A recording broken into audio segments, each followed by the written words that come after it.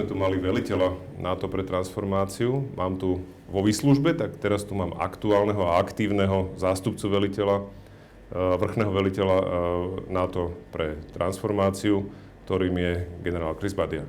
General, welcome to our studio. Thank you much. Thank you for having me. Thank you to be here with me.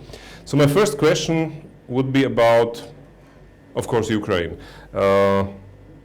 What is your position, or what do you think about the deliveries of arms which are now allowed by the decision of the American Congress? Will this be a turning point in the war in Ukraine? Yes and no. You always have to be careful. What are turning points? You know, when you hear game changer, all those things. I think most and foremost, what is the most important thing is that the support is there, that there is continuous support, and there is continuous support with weapons which are making a difference. And I think this is with the new weapons package now decided by US Congress, and from a European perspective, NATO European perspective, as important, of course, is the support by all European NATO allies, but especially with the ones closing, bordering, being neighbor with Ukraine. So, as always, it's not the one or the other. It's always a holistic view, a holistic approach. Number one, it's the weapons, but even more, it's the cohesion and how the support is shown, and you know, all those saying, as long as it takes and what it takes, and this is what the Western world is proving. And from that perspective, it makes a difference, be it aircraft, be it ground-based air defense, be it offensive weapons being delivered.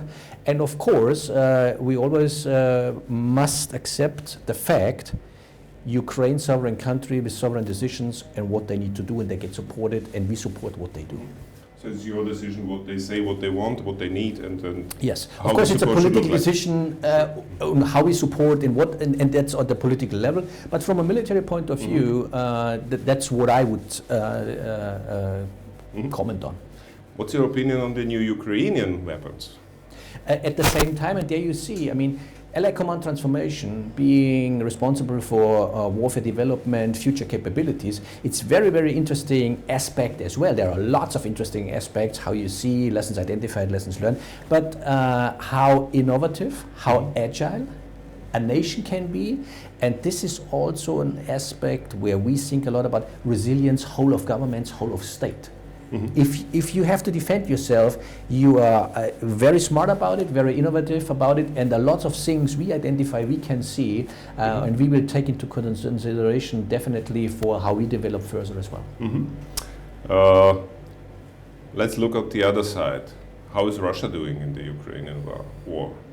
Well, you see what you see, okay? And also let me, maybe one overall statement. NATO is 32 nations. Has lots of capabilities, lots of manpower available.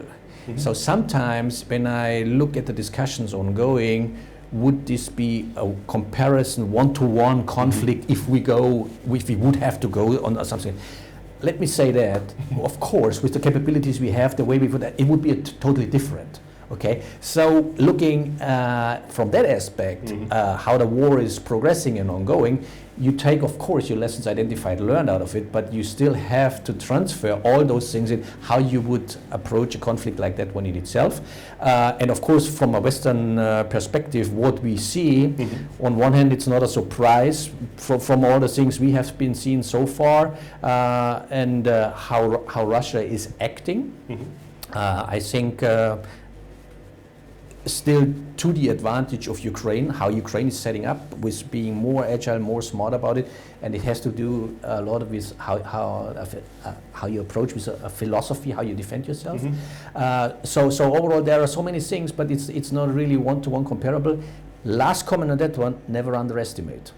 Yeah, so that's the other thing. Whatever we see and whatever we think we could be superior in how we do that, and we, of course, we have all our thoughts, and I don't want to expand too much on that one right now. But I'm always, at the end, I'm always saying never underestimate. Yeah, that brings me to the question, which I was already thinking about. Is there an estimate how long can Russia sustain its efforts in Ukraine? Because they're also not endless in the resources. They have a lot of resources, they have a lot of manpower. but also the quality of the units on the front is decreasing because of the attrition. Do you have any maybe estimate? Is it possible to make an estimate? No. A really substantial, valuable estimate giving on that one. Why? It's a totally different society. Look, if a Western society would have lost, by all the estimates and the figures you see, if you're losing 300,000 men and women of your own forces, what would it do to a Western society? And now what does it do if we just look? You know, there would be definitely a big debate in society.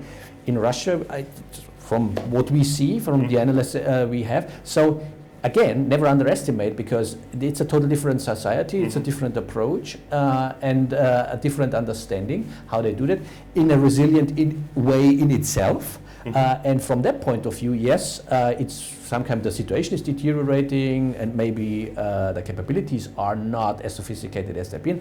But it's at the same time, there is always, you know, it's kind of a strategy as well, protracting in order that the other side more or less then comes to a point where they cannot continue. So you will see how that goes, and that's why it's so important from the Western side, support with everything it takes in order to show, okay, there will be no point in time where the Western world says it's enough.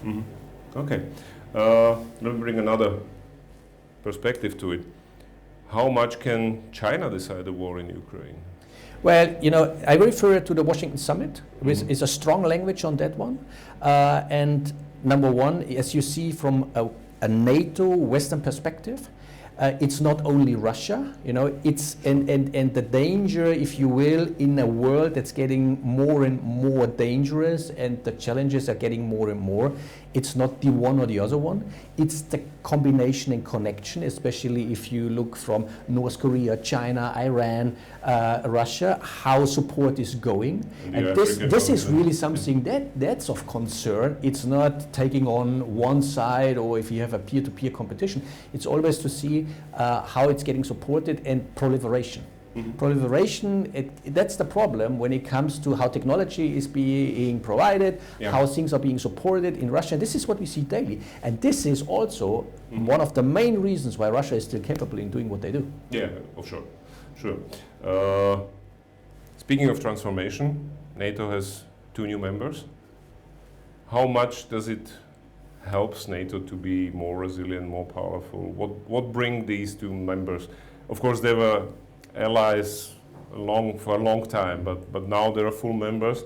What's the difference? What are they bringing to NATO? Well, difference number one is, and that's really from a strategic point of view, deterrence. Because you see, from 30 to 32 to absolute very capable nations joining NATO, it's not, you know, it's not just an idea. So it is deterrence. It is showing we are standing strong. We are having a cohesion, and we show Russia this is not the way forward. How you think you do that? So number one overall.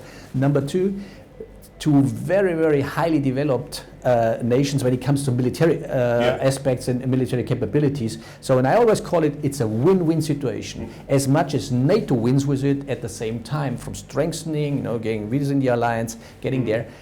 So it's a win-win for everybody. And let me say that as well, of course, and you just touched on that, because Finland and Sweden have been so close with us, it's a relative easy move integrating, because, you know, we did exercises, interoperability was there, procedures were there, common understanding is there. So this is an ideal situation, and at the end it strengthens the alliance overall. So thanks to Russia, we have 2 very good new members. You know, you could say that, but there are so many aspects to that. But from a NATO general looking into the NATO alliance aspects, it's perfect. The costs are unfortunately the Ukrainian lives. Absolutely. That's the problem, and that's the point. You know, they pay with lives and blood. With blood. So absolutely.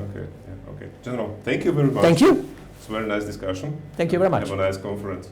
Thank you. Perfect. Thank you very much.